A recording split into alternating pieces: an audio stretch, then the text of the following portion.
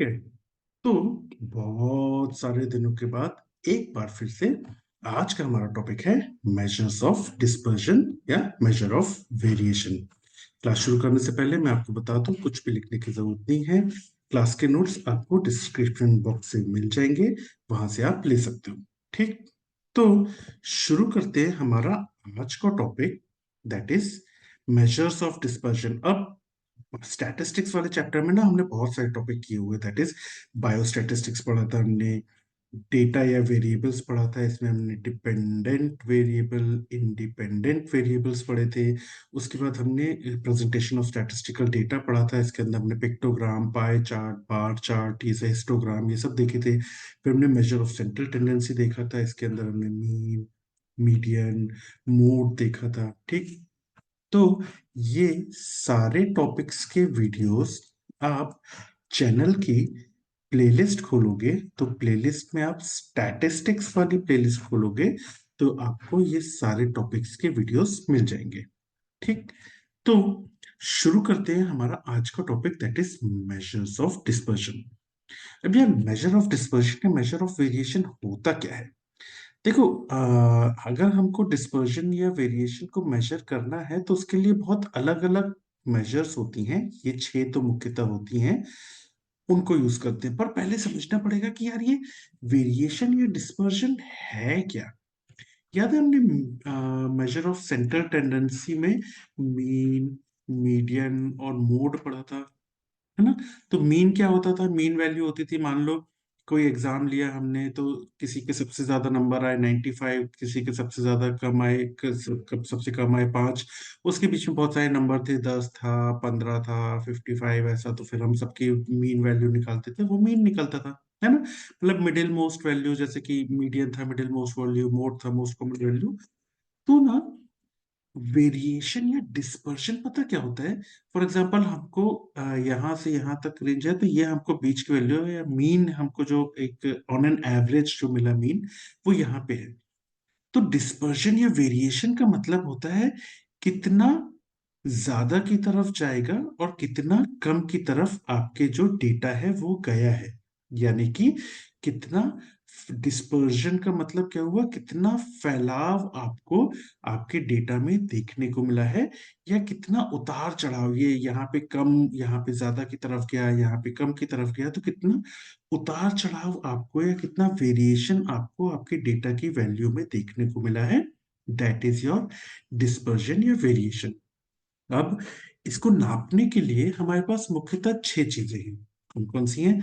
या तो हम रेंज के थ्रू नाप सकते हैं, या तो हम मीन डेविएशन या जिसको एवरेज डेविएशन कहते हैं उसके थ्रू नाप सकते हैं, या फिर स्टैंडर्ड डेविएशन, ये बहुत इंपॉर्टेंट होता है, स्टार क्वेश्चन है ये। स्टैंडर्ड डेविएशन इसके थ्रू नाप सकते हैं, या वेरिएंस के थ्रू नाप सकते हैं, या कोफिशिएंट ऑफ वेरिएशन भी यूज करते हैं, या हम स्टैंडर्ड एरर भी यूज करते हैं। हम स्टैंडर्ड एरर ऑफ मीन भी यूज कर सकते हैं, स्टैंडर्ड एरर ऑफ प्रोपोर्शन भी यूज कर सकते हैं। ठीक, इनके बारे में भी थोड़ा थोड़ा पढ़ेंगे, मगर पहले तो आपको ना ये 6 नाम याद होने चाहिए: range, mean deviation, standard deviation, variance, coefficient of variation और स्टैंडर्ड एरर। ये 6 नाम तो आपको पता होने चाहिए मेजर ऑफ डिस्पर्जन या वेरिएशन में। वो इसको याद करता हूं, मैं कैसे करता हूं, तो देखो, पहला तो मैं पहला और आखिरी याद कर लेता हूं, दैट इज रेंज और स्टैंडर्ड एरर, इनको तो अलग से याद कर लिया। उसके बाद देखो, दो अपने डेविएशन वाले हैं, तो दो डेविएशन वाले कौन से हैं? मीन डेविएशन और स्टैंडर्ड डेविएशन। ऐसे ही वेरिएंस या वेरिएशन वाले जो हैं, ये भी दो हैं, एक है आपका वेरिएंस और एक है आपका कोफिशिएंट ऑफ वेरिएशन।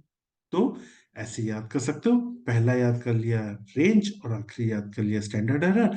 फिर दो डेविएशन वाले हो गए, मीन डेविएशन और स्टैंडर्ड डेविएशन। और फिर आपका वेरिएंस वाले या वेरिएशन वाले दो हो गए, दैट इज वेरिएंस और कोफिशिएंट ऑफ वेरिएशन। ठीक, ये जो राइटिंग खराब आ रही है ना, इसको थोड़ा सा झेल लेना, क्योंकि यार देखो, एक तो हम लड़के, वैसे ही हमारी राइटिंग खराब, ऊपर से गलती से ना हम डॉक्टर बन गए तो और राइटिंग खराब हो गई। ऊपर से 2 महीने पहले भाई का एक्सीडेंट हो गया, हाथ की सर्जरी हो गई, नर्व कट गई थी, आर्टरी कट गई थी, टेंडन कट गया था। तो क्या है, अभी हाथ में पूरी तरह से स्ट्रेंथ हाथ और फिंगर्स में आई नहीं है, तो और राइटिंग खराब हो गई है। तो थोड़े दिन झेल लेना, हाथ में स्ट्रेंथ आ जाएगी और फिंगर्स में स्ट्रेंथ आ जाएगी तो थोड़ी कम खराब राइटिंग हो जाएगी। तो तब तक थोड़ा सा झेल लो, राइटिंग थोड़ी ज्यादा खराब आई है पर अब पढ़ना तो पड़ेगा, तो कोशिश करते हैं खराब राइटिंग में पढ़ाने की। ठीक, तो ये थोड़ी सी 6 चीजें आपको याद रखनी है कि भाई मेजर ऑफ डिस्पर्जन जो है वो ये 6 चीजों से आप कर सकते हो। अब इनको थोड़ा थोड़ा सा इनको सबको समझ लेते हैं। ठीक, पहला होता है रेंज। तो रेंज कैसे निकालेंगे? रेंज निकालना बहुत आसान है, हाईएस्ट फिगर और लोएस्ट फिगर का डिफरेंस निकाल लो, आपको रेंज मिल जाएगी। फॉर एग्जाम्पल हमने अ, एक एमबीबीएस बैच का एग्जाम लिया, 100 नंबर का पेपर लिया हमने, तो जो जिसने टॉप किया था ना उसके आए 95 नंबर, और कुछ जो कम पढ़ते थे उनमें से सबसे कम पढ़ने वाले के आए 5 नंबर। ठीक, तो मैक्सिमम वैल्यू हो जाएगी हमारी 95, मिनिमम वैल्यू हो जाएगी हमारी 5, तो रेंज हमारी ऐसे निकाल सकते हैं। तो रेंज क्या होती है? डिफरेंस बिटवीन मैक्सिमम वैल्यू या highest value and lowest value, वो आपकी रेंज होती है। समझ गए? तो ऐसे आप रेंज निकाल सकते हो, हाईएस्ट फिगर और लोएस्ट फिगर या फिर maximum value minus minimum value, that is range. पहले तो हमने देख लिया। थोड़ी थोड़ी सी जानकारी इनके बारे में होनी चाहिए क्योंकि हम थ्योरी पॉइंट ऑफ व्यू से पढ़ रहे हैं। न्यूमेरिकल पॉइंट ऑफ व्यू से ना स्टैंडर्ड डिविएशन बहुत इंपॉर्टेंट होता है, उसको हम थोड़ा ज्यादा समय भी देंगे, और जब हम न्यूमेरिकल अभी सॉल्व करेंगे mean median mode standard deviation group two and group data का, तब और अच्छे से समझेंगे। अभी थोड़ी सी थ्योरेटिकल वैल्यू या थ्योरेटिकल फॉर्मूलेज आपको पता होनी चाहिए। ये तो हो गया रेंज। उसके बाद आता है मीन डेविएशन या एवरेज डेविएशन। तो ये होता क्या है? मीन डेविएशन एक्चुअली आपको बताता है कि अर्थमेटिक मीन से आप कितना डेविएट हुए हो। फॉर्मूला इंपॉर्टेंट है, तो फॉर्मूला जरूर याद रखना हर चीज का, कि फॉर्मूले में ही एक्चुअली मेन खेल होता है, तो फॉर्मूले जरूर याद रखना। तो मीन डेविएशन का फॉर्मूला क्या होता है? मीन डेविएशन का फॉर्मूला होता है समेशन ऑफ, ये जो है ना, ये ब्रैकेट नहीं है, ये क्या है? ये है आपका, थोड़ी सी राइटिंग खराब आएगी झेल लेना क्योंकि 2 उंगलियों से लिख रहा हूं, मॉड्यूलस फंक्शन। इसको ना मॉड्यूलस फंक्शन बोलते हैं। ये जो आपका ऐसा ऐसा लिखा है ना, समेशन ऑफ ऐसा और ऐसा लिखा है, उसके बाद X minus X bar upon N लिखा है जो, तो ये जो है ना ये होता है मॉड्यूलस फंक्शन। अगर आपको याद हो हम मैथ्स में पढ़ते थे, मॉड्यूलस फंक्शन का मतलब पता क्या होता है? कि इसके हटने के बाद आपको एब्सोल्यूट वैल्यू मिलती है, मतलब कि ये जो निकलेगा एक्स माइनस एक्स बार या एक्स माइनस म्यू, तो इसकी जो भी वैल्यू निकलेगी ना वो हमेशा पॉजिटिव में आएगी। मतलब चाहे वो नेगेटिव में हो चाहे पॉजिटिव में हो, लेकिन जैसे ही ये ब्रैकेट हटते हैं तो अंदर की वैल्यू अपने आप पॉजिटिव में कन्वर्ट हो जाती है। ऐसे याद कर सकते हो। मतलब अगर हम देखेंगे तो फिर वो मॉड्यूलस फंक्शन आपको मैग्नीट्यूड या एब्सोल्यूट वैल्यू बनाता है respective of the number of positive negative function. इतना नहीं घुसते हैं, सिंपल याद रखो। ये जो मॉड्यूलस फंक्शन है इसका मेन रोल होता है कि अंदर की वैल्यू को पॉजिटिव कर दे, मतलब जैसे ये हटे। ठीक, तो मीन डेविएशन का फॉर्मूला क्या है? एक्स माइनस एक्स बार। अब यार ये जो एक्स बार है ना, इस ये है क्या? ये एक्चुअली में मीन है, और आपको पता है कि मीन को हम म्यू से भी डिनोट करते हैं, और ये एन जो है ये क्या है? आपका सैंपल साइज है। अब ये छोटा एन भी लिख सकते हो, बड़ा एन भी लिख सकते हो, तो एन आपका सैंपल साइज है। ये एक्स क्या है? तो ना जब हम ग्रुप डेटा का मीन डेविएशन स्टैंडर्ड डेविएशन ये सब निकालेंगे ना, तब बहुत अच्छे से समझ में आएगा। अब इससे फॉर्मूला याद कर लो, that is X minus summation of modulus में X minus X bar upon N, ये है आपका मीन डेविएशन। बस ये मॉड्यूलस को याद रखना कि इसका मेन काम होता है कि अंदर की जो भी वैल्यू है, जैसे ही मॉड्यूलस हटेगा वो पॉजिटिव हो जाएगी। अब देखो, अंदर की वैल्यू पॉजिटिव है तो वो मॉड्यूलस हटेगा तो भी पॉजिटिव ही रहेगी, लेकिन अगर अंदर की वैल्यू नेगेटिव है मॉड्यूलस में, तो जैसे ही मॉड्यूलस हटेगा ये वैल्यू पॉजिटिव हो जाएगी। ये इसका मेन खेल होता है। ठीक है, तो मॉड्यूलस ऑफ फंक्शन का मेन खेल ये होता है। तो ये आपका मीन डेविएशन का फॉर्मूला हो गया। अब यहाँ पे याद रखना कि ये जो एक्स बार है, हम पहले भी पढ़ चुके हैं, एक्स बार जो होता है ये मीन होता है, और मीन को हम म्यू से भी डिनोट करते हैं। तो अगर कहीं आपको फॉर्मूला थोड़ा सा अलग दिखे कि समीशन ऑफ मॉडुलस में एक्स माइनस म्यू और अपॉन एन, या फिर बड़ा एन लिख दिया, तो बोलना अरे जी का हो गया, ऐसा नहीं बोलना। ये म्यू को आप या एक्स बार या म्यू से डिनोट कर सकते हो मीन को। ठीक, तो ये आपका मीन डेविएशन हो गया। उसके बाद बहुत ही इंपॉर्टेंट आता है भाई साहब स्टैंडर्ड डेविएशन। स्टैंडर्ड डेविएशन को ना रूट मीन स्क्वायर डेविएशन भी बोलते हैं। अब पहला सवाल तो यह है कि इसको रूट मीन स्क्वायर डेविएशन क्यों बोलते हैं। तो मीन डेविएशन का फॉर्मूला याद है, अभी हमने पढ़ा था, ये देखो मीन डेविएशन का फॉर्मूला। तो मीन डेविएशन का फॉर्मूला क्या है, summation of X minus X bar बोल दो या फिर म्यू बोल दो और उसके अपॉन एन कर दो, है ना। तो ये था हमारा। अब अगर हम इसका जो अंदर वाली वैल्यू है इसका हम स्क्वायर कर दें और इसमें हम रूट की वैल्यू कर दें, ठीक है, तो हुआ क्या, हमने दो चीज, मीन डेविएशन में हमने दो चीज क्या ऐड की, एक तो हमने रूट लगा दी और ऊपर से हमने स्क्वायर लगा दिया। तो वही तो लिखा है, रूट लगा दी और स्क्वायर लगा दिया, तो root mean square deviation. Simple, दिख रहा है, ये सेम फॉर्मूला तो है ये, summation of root over of summation of X minus mu का होल स्क्वायर अपॉन एन। तो एक्चुअली में मीन डेविएशन में आपने दो चीज लगा दी, ऊपर की तरफ आपने पूरा रूट ओवर कर दिया और एक्स माइनस म्यू की जगह एक्स माइनस म्यू का होल स्क्वायर कर दिया। तो दैट्स वाई ऐसे याद कर सकते हो, रूट मीन स्क्वायर डेविएशन भी बोलते हैं उसको। ठीक, तो अपना स्टैंडर्ड डेविएशन को आप या तो डायरेक्ट एस टी के से डिनोट कर सकते हो या फिर आप सिग्मा से डिनोट कर सकते हो। ठीक, तो स्टैंडर्ड डेविएशन का फॉर्मूला क्या हुआ, स्टैंडर्ड डेविएशन का फॉर्मूला हुआ root over of summation of X minus mu का होल स्क्वायर अपॉन एन। अब यार तुम बोलोगे सर यहाँ पे आपने मॉड्यूलस फंक्शन क्यों नहीं लगाया, यहाँ पे ब्रैकेट क्यों लगाया। यार हमारा मुख्य उद्देश्य क्या था कि जो अंदर की वैल्यू है वो पॉजिटिव में आए, राइटिंग थोड़ा देख लेना है, तो पॉजिटिव में आए। तो अब यार यहाँ तो स्क्वायर लग गया ना, अब चाहे नेगेटिव वैल्यू का तुम स्क्वायर करोगे तो वो तो अपने आप ही पॉजिटिव हो जाती है ना। तो ऐसे याद कर सकते हो कि भैया यहाँ पे हमने मॉड्यूलस ना लगा के ब्रैकेट क्यों लगाया, या इतना नहीं घुसना, हम एक्चुअली कम्युनिटी मेडिसिन पढ़ रहे हैं या पीएसएम पढ़ रहे हैं, मैथ्स नहीं पढ़ रहे हैं। ठीक है, तो उतना डीप में मत जाओ, सिंपल याद करने के तरीके हैं, बस देखो। अब ये तो हो गया आपका स्टैंडर्ड डिविएशन का फॉर्मूला। अब ना इसमें एक और जो आपको याद रखने वाली चीज है कि ये n कब लेंगे और n-1 कब लेंगे। तो ये जो n है ना, जब आपका इन जनरल भाषा में अगर हम अंडर ग्रेजुएट लेवल पे बात करें, तो जब आपका सैंपल साइज 30 से ज्यादा होगा तो आप n लोगे, जब आपका सैंपल साइज 30 से कम होगा तो n-1 लोगे। सिंपल, अंडर ग्रेजुएट लेवल पे अगर आपको बात करनी है तो सिंपल याद रखो कि भैया जब अगर आपका सैंपल साइज 30 से ज्यादा है तो आप यहाँ पे फॉर्मूले में n लिखोगे, लेकिन वहीं अगर आप 30 से कम है अगर सैंपल साइज तो आपका फॉर्मूला क्या हो जाएगा, summation of X minus mu का होल स्क्वायर अपॉन n-1। ठीक है, अपॉन n-1 जब आपका 30 से कम सैंपल साइज हो तब।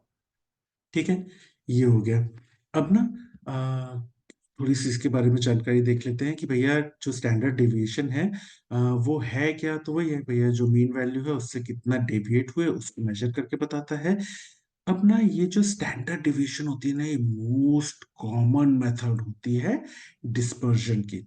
ठीक, आपने इतनी सारी मेथड देखी थी ना, उसमें से most common method standard division ही होती है। इनफैक्ट आपको न्यूमेरिकल जब पूछा जाता है ना तो आपसे बोला जाता है भैया मीन मीडियन मोड निकालो और स्टैंडर्ड डेविएशन निकालो, वो हम निकाल के दिखाएंगे आगे चल के अगले वीडियोस में।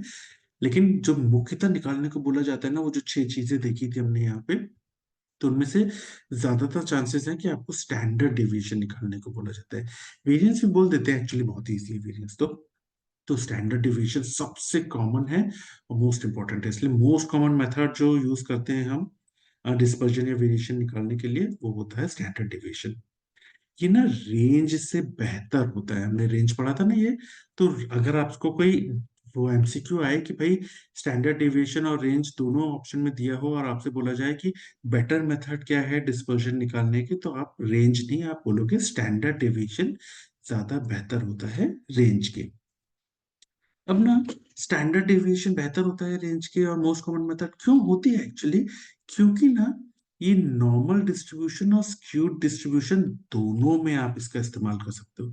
आप बोलोगे सर ये नॉर्मल डिस्ट्रीब्यूशन क्या होता है, स्क्यूड डिस्ट्रीब्यूशन हम आने वाले वीडियो में देखेंगे कि नॉर्मल डिस्ट्रीब्यूशन कर्व क्या होता है, या फिर जो स्क्यूड डिस्ट्रीब्यूशन होते हैं ना, फॉर एग्जांपल जो पॉजिटिवली स्क्यूड होता है, या फिर कहना चाहिए जो नेगेटिवली स्क्यूड डिस्ट्रीब्यूशन होता है, या ये नॉर्मल डिस्ट्रीब्यूशन होता है। तो ये सब क्या होते हैं हम आने वाले वीडियो में पढ़ेंगे, नॉर्मल डिस्ट्रीब्यूशन कर्व जब पढ़ेंगे तब देखेंगे। अभी सिर्फ समझ लो कि भैया नॉर्मल और स्क्यूड डिस्ट्रीब्यूशन दोनों में ही स्टैंडर्ड डिविएशन का यूज कर सकते हैं, इसलिए काफी अच्छा कहा जाता है ये। अब बाकी जो एमसीक्यूज थे उनकी एक वन लाइनर के तौर पे देख लेना, क्योंकि ये आपको एमसीक्यू आ सकता है कि भैया डिस्ट्रीब्यूशन ऑफ वेरिएबल निकालना है आपको, तो कौन इंडिकेट करता है उसको, तो बट ऑब्वियसली स्टैंडर्ड डिविएशन बता क्या रहा है, डिस्पर्शन या वेरिएशन फैलाव बता रहा है ना, तो वही डिस्ट्रीब्यूशन ऑफ वेरिएबल बता रहा है। या मेजर ऑफ स्प्रेड कौन निकाल के देता है, तो बट ऑब्वियसली यार डिस्पर्जन या वेरिएशन कितना फैलाव हो रहा है, स्प्रेड हो रहा है, तो स्टैंडर्ड डिविएशन निकाल के देता है। इनफैक्ट स्टैंडर्ड डिविएशन जो होता है ना, वो अ, जो मीन वेरिएशन होता है ना उसका सैम्पलिंग एरर भी मेजर करता है। हम एक्चुअली अभी सैम्पलिंग जब पढ़ेंगे तो उसमें सैम्पलिंग एरर पढ़ेंगे, आगे आने वाले वीडियो में हम सैम्पलिंग पढ़ेंगे, उसमें सैम्पलिंग एरर पढ़ेंगे। तो यहाँ पे एटलीस्ट याद कर लेना कि मीन वेरिएशन निकाल के देता है स्टैंडर्ड डिविएशन सैम्पलिंग एरर पर। ठीक, तो ये तो स्टैंडर्ड डिविएशन के बारे में थोड़ी सी जानकारी हो गई। मगर यहाँ पे एक नाम मैंने कहा था कि ये n कब यूज करेंगे और n-1 कब यूज करेंगे, ये चीज अपनी बात हुई थी। तो पता है ये अंडर ग्रेजुएट लेवल पे तो हमने बात कर ली, लेकिन जब पोस्ट ग्रेजुएट लेवल होता है या बहुत अच्छा वाइवा जा रहा है तो आपसे पूछा जाता है यार ये ऐसा क्यों किया, n क्यों किया या n-1 क्यों किया। तो पता जब आप पोस्ट ग्रेजुएशन करोगे या हायर स्टडीज करोगे ना, तब आपको समझ में आएगा कि ये जो एन लेते हैं ना, वो तब लेते हैं जब हम पूरी की पूरी पॉपुलेशन का डेटा लेते हैं, और ये n-1 तब लेते हैं जब हम सैंपल का डेटा लेते हैं। आप बोलोगे यार ये सैंपल क्या होता है, थोड़ा सा बता देता हूँ, बाकी हम सैंपलिंग में बताएंगे। फॉर एग्जाम्पल ये पूरी की पूरी पॉपुलेशन है, आपको कोई स्टडी करनी है उस पॉपुलेशन में कि भैया हाइपरटेंशन का प्रेवलेंस देखना है, तो अब आप सब में तो नहीं कर सकते। फॉर एग्जांपल यहाँ पे 1,000 लोग उस गांव में रहते हैं, तो 1,000 लोगों को जाके चेकअप तो करोगे नहीं, तो आपने क्या किया, या एक सैंपल सिलेक्ट किया 100 लोगों का, ठीक है, इन 100 लोगों में आप स्टडी करोगे, ये आपका हो गया सैंपल। अब सैंपल लेने के अलग अलग तरीके होते हैं, सिंपल रैंडम सैंपलिंग होती है, क्लस्टर सैंपलिंग होती है, स्ट्रैटिफाइड सैंपलिंग होती है, वो सब हम पढ़ेंगे आगे आने वाले वीडियो में। हमने सैंपल ले लिया मान लो 1,000 में से 100 लोगों का, और इनमें जांच की हमने कि कितने लोगों को इन 100 लोगों में हाइपरटेंशन है। फॉर एग्जाम्पल 10 लोगों में हमको हाइपरटेंशन मिला, तो हम ये कह सकते हैं कि ये जो पॉपुलेशन है इसमें हाइपरटेंशन का प्रेवलेंस 10% है, ऐसा बोल सकते हैं। तो सैंपल जो होता है ना, सैंपल का मुख्य उद्देश्य होता है कि जब आप पूरी की पूरी पॉपुलेशन पे स्टडी नहीं कर सकते, तो उसमें से एक सैंपल लेते हो, उस पे स्टडी करते हो, और उसका जो रिजल्ट होता है वो रिप्रेजेंट करता है पूरी की पूरी पॉपुलेशन के रिजल्ट को। समझ गए? तो ये थोड़ा सा सैंपल के बारे में आपको बता दिया।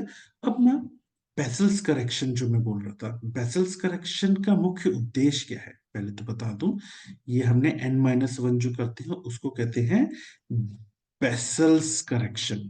ठीक है, बेसल्स करेक्शन। ये बेसल्स करेक्शन करते क्यों है, क्या देखो, जो पूरी की पूरी पॉपुलेशन है और सैंपल है, सैंपल का जो रिजल्ट होना चाहिए ना, वो काफी कुछ मिलता जुलता होना चाहिए पॉपुलेशन के रिजल्ट को, तभी तो कहेंगे हाँ भाई अच्छा सैंपल है, और सैंपल से मिला हुआ रिजल्ट पूरी की पूरी तरह पॉपुलेशन को डिनोट कर रहा है। ठीक, अब मान लो कि अगर हम पॉपुलेशन का स्टैंडर्ड डिविएशन निकालें और सैंपल का, तो एक बार करके देखते हैं, ठीक है। तो फॉर्मूला क्या है स्टैंडर्ड डिविएशन का, स्टैंडर्ड डिविएशन का फॉर्मूला है root over of summation of X minus X bar या फिर म्यू का होल स्क्वायर अपॉन एन। ठीक है, अब ये छोटा एन लिखो, बड़ा एन लिखो, या फिर एक्स बार लिखो, या फिर आप म्यू लिखो, ठीक है, अलग अलग किताबों में अलग अलग दिया हुआ है, तो सिंपल मतलब समझ में आना चाहिए। अब मान लो कि ये जो ऊपर वाले की वैल्यू है ना, पॉपुलेशन में इसकी वैल्यू आई मान लो 10, मान लो है ना, आप चढ़ना नहीं ये कैसे हो गया वो कैसे, मान लो कि इसकी वैल्यू आई 10, तो हो जाएगा √10/n। और अब यार ये सैंपल है तो बट ऑब्वियसली इसका मीन भी कम होगा, एक्स भी कम होगा, तो क्योंकि पूरी पॉपुलेशन थोड़ी ली है।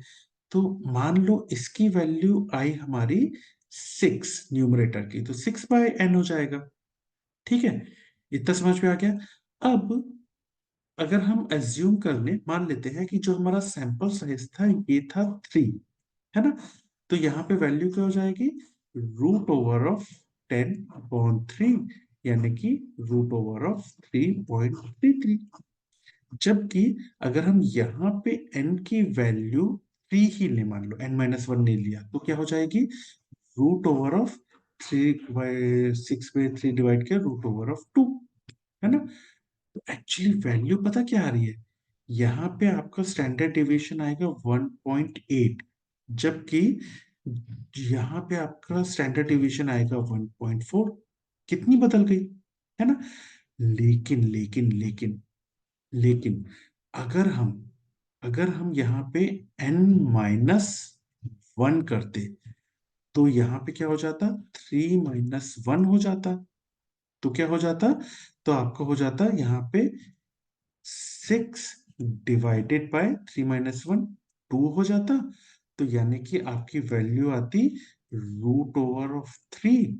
तो यहाँ पे 1.4 की जगह 1.7 आता। अब देख लो कितना पास पहुंच गए हम पॉपुलेशन की स्टैंडर्ड डेविएशन से। अब समझ में आया बेसल्स करेक्शन क्यों किया, क्योंकि अगर जब हमने बेसल्स करेक्शन नहीं किया था तो 1.8 था, 1.4 आया था हमारा सैंपल का, जो कि 1.8 से बहुत दूर था। जबकि जब हमने बेसल्स करेक्शन कर लिया तो 1.7 आया हमारा स्टैंडर्ड डेविएशन, जो कि 1.8 से बहुत पास है।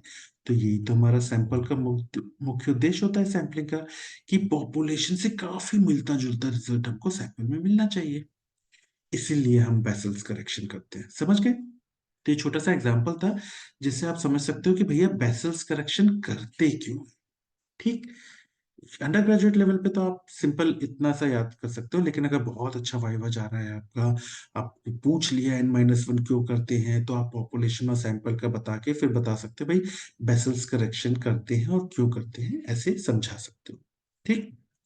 तो स्टैंडर्ड डेविएशन बहुत इंपॉर्टेंट होता है, इसमें बेसल्स करेक्शन बहुत इंपॉर्टेंट होता है, तो थोड़ा सा याद रखना। कभी कभी स्टैंडर्ड डिविएशन पे अलग से शॉर्ट नोट आ जाता है, तो ये सब बताओगे तो अच्छा है, बाकी आपकी श्रद्धा पे निर्भर करता है। ठीक। उसके बाद आता है थोड़ी थोड़ी सी जानकारी वेरिएंस। अब यार मैं पता चीजों को ना बहुत सिंपल रखता हूँ, मैं कभी वेरिएंस का फॉर्मूला याद ही नहीं करता। मैं पता क्या करता हूँ, मेरे लिए तो वेरिएंस का फॉर्मूला है स्टैंडर्ड डेविएशन का होल स्क्वायर, खत्म। मेरे लिए तो यही है फॉर्मूला। अब तुम बोल दोगे नहीं सर किताबों में तो दिया है समीशन ऑफ x-x बार या म्यू का होल स्क्वायर अपॉन एन। यार मैं ये बोलता हूँ कि तुम एक बार स्टैंडर्ड डिविएशन का फॉर्मूला तो देखो भाई साहब। ये है आपका स्टैंडर्ड डिविएशन का फॉर्मूला, दैट इज √ऑफ समीशन ऑफ x-म्यू या एक्स बार का होल स्क्वायर अपॉन एन, है ना। अब अगर तुम इस पूरे का स्क्वायर कर दोगे, जब इस पूरे का स्क्वायर कर दोगे तो क्या होगा, √ओवर हट जाएगा। √ओवर हट जाएगा तो क्या निकल के आएगा हमारे पास, समीशन ऑफ x-म्यू का होल स्क्वायर अपॉन एन। तो भाई साहब यही तो हमारा वेरिएशन का फॉर्मूला है। जी देखो, समझ गए। तो एक्चुअली में तुमको वेरिएंस निकालना है तो ये तुम्हारे पास फॉर्मूला है, चाहो तो ये याद करो या मेरा तरीका अपनाओ कि भैया स्टैंडर्ड डेविएशन का ही स्क्वायर होता है। एक एक फॉर्मूला याद करो ना, दो करने की जरूरत क्या है, पॉइंट है ना। सच तो यही है कि सबसे सिंपल तरीका है, आप स्टैंडर्ड डेविएशन का फॉर्मूला याद कर लिया, उसके बाद याद कर लो कि भैया वेरिएंस का मतलब होता है स्टैंडर्ड डेविएशन का होल स्क्वायर, खत्म। तो अगर तुमको स्टैंडर्ड डेविएशन का फॉर्मूला याद है तो वेरिएंस का फॉर्मूला याद करने की जरूरत ही नहीं। समझ गए। तो वेरिएंस बहुत ही ज्यादा इजी है। आगे चले। उसके बाद आता है कोफिशिएंट ऑफ वेरिएशन। ये ना थ्योरी के लिए थोड़े थोड़े इंपॉर्टेंट है, तो थोड़ा सा इनको देख लेना। सबसे इंपॉर्टेंट जो स्टैंडर्ड डेविएशन था, उसके बाद अगर कुछ निकालने को बोला जाता है तो वेरिएंस निकालने को बोला जाता है। उसके बाद भी कुछ निकालने को बोला जाता है तो मीन डेविएशन निकालने को बोला जाता है, तो उनके फॉर्मूले तो याद रखना। ये थोड़े थोड़ी सी जानकारी इनकी ले लेते हैं। कोफिशिएंट ऑफ वेरिएशन क्या होता है? कोफिशिएंट ऑफ वेरिएशन एक्चुअली में दो अलग अलग यूनिट्स हैं आपकी, तो उनके बीच का रिलेटिव वेरिएशन निकालता है। यानी कि दो वेरिएबल्स को अगर कंपेयर करना है ना आपको, तब कोफिशिएंट ऑफ वेरिएशन का इस्तेमाल होता है। उसको एक्सप्रेस करते हैं हम परसेंट ऑफ मीन के थ्रू। तो कोफिशिएंट ऑफ वेरिएशन का फॉर्मूला क्या है? Standard deviation upon mean into 100। Simple. ठीक। थोड़ा सा इसका फॉर्मूला जरूर याद रख लेना, इस पे एक एमसीक्यू आया था तो इसीलिए अपन ने इसको डाल दिया। सबसे आखिरी में आता है स्टैंडर्ड एरर। अब यार, स्टैंडर्ड एरर का इस्तेमाल कहाँ होता है या इसका यूज कहाँ होता है? स्टैंडर्ड एरर का यूज आता है जब हम ये देखते हैं कि जो सैंपल हमने लिया है पॉपुलेशन से, उसका मीन पॉपुलेशन मीन से एक्यूरेटली मिलता है कि नहीं। मतलब कि हमारा जो स्टैंडर्ड एरर है उसका इस्तेमाल हम करते हैं कि जो सैंपल मीन है वो एक्यूरेटली एस्टिमेट कर पा रहा है पूरे के पूरे पॉपुलेशन मीन को कि नहीं कर पा रहा। मुख्य उद्देश्य स्टैंडर्ड एरर का यही होता है कि भैया, जो सैंपल हमने लिया है उसका मीन कितना अच्छे से प्रिडिक्ट कर पा रहा है पॉपुलेशन के मीन को, या कितना उसके पास जा पा रहा है, कितना एक्यूरेट है। ठीक। ये मुख्यतः नॉर्मल डिस्ट्रीब्यूशन पे बेस्ड होता है। वही हम जो नॉर्मल डिस्ट्रीब्यूशन कर्व पढ़ेंगे उस पे बेस्ड होता है। इससे आप कॉन्फिडेंस लिमिट भी निकाल सकते हो। इनफैक्ट ये किस पे डिपेंड करता है पता है? स्टैंडर्ड डेविएशन ऑफ मीन पे डिपेंड करता है।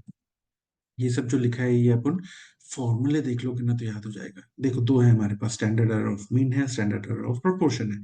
स्टैंडर्ड एरर ऑफ मीन तो वही जो हमने पढ़ा कि भैया ये आपको वेरिएशन बताता है कि सैंपल मीन कितना अलग है पॉपुलेशन मीन से। इसके फॉर्मूले के तौर पे स्टैंडर्ड एरर ऑफ मीन का standard deviation divided by root over of N. N क्या है आपका? सैंपल साइज है। ठीक।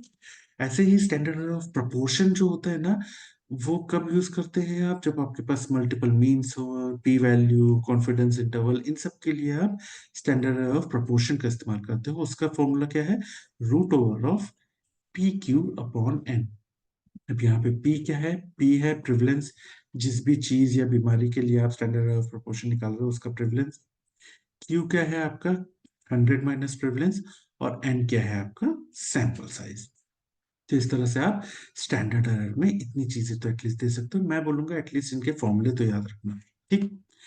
तो ना, इतनी चीजें तो आपको standard error, standard deviation, variance, variation, mean deviation और रेंज के बारे में पता होनी चाहिए। अगर मैं बात करूं सवाल की, तो यार ना, मेजर्स ऑफ डिस्पर्शन ना पटकी क्वेश्चन है, कभी कभार पूछा जाता है आपको, तो शॉर्ट नोट आ सकता है। लेकिन थ्योरी एग्जाम में ना बहुत इंपॉर्टेंट क्वेश्चन जो पूछा जाता है वो देते हैं स्टैंडर्ड डेविएशन पे शॉर्ट नोट लिखो।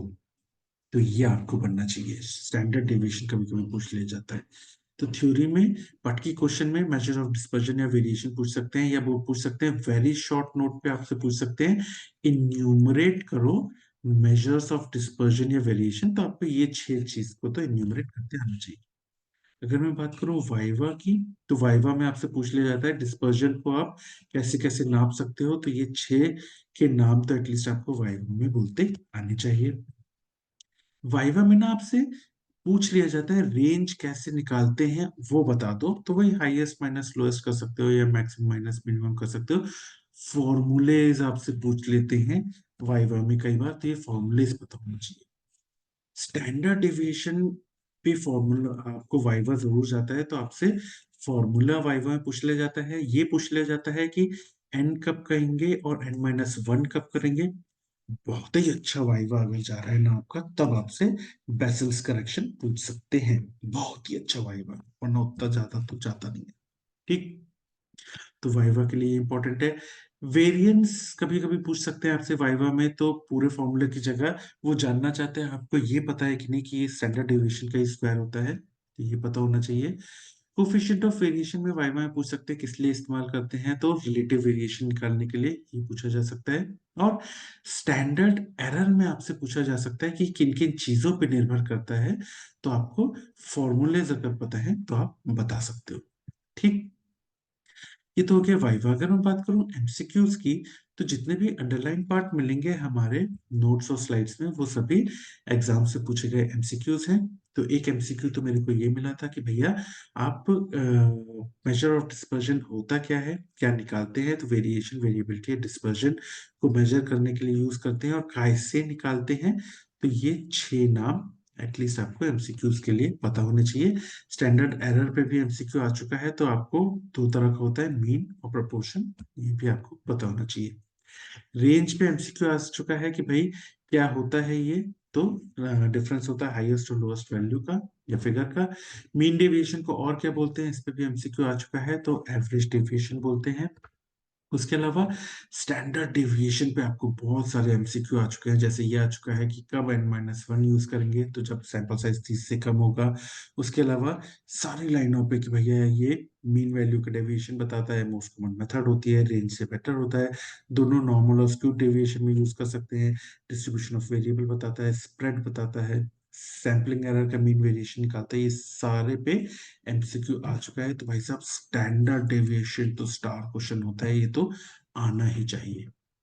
वेरिएंस पे एमसीक्यू आ सकता है कि भाई क्या होता है, तो स्टैंडर्ड डेविएशन का होल स्क्वायर होता है, इसके पे एमसीक्यू आपको आ सकता है।